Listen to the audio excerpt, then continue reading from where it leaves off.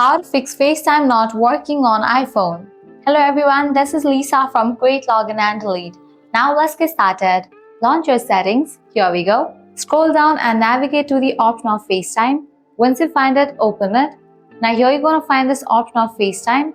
Make sure you have enabled for this option. If you have already enabled for this option, disable it. Wait for a few minutes and then enable it. In addition to phone number, you can also use your Apple ID for the FaceTime. So go ahead and click on the option of use your Apple ID for FaceTime. Click on sign in. Likewise, you can hit back. Then scroll up.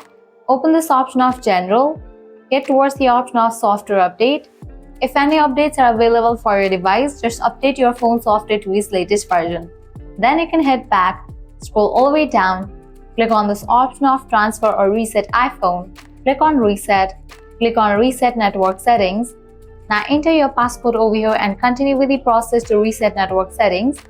Then head back. Lastly, what you can do is restart your device. So click on shutdown. Slide this icon to the right to turn off your phone. After you turn off your phone, wait for a few minutes and then turn it back, and with that your problem will be fixed. Well, this way you can easily fix FaceTime not working on iPhone. At the end, if you guys find this video helpful, smash that like button, share and subscribe to our channel. Thanks for watching.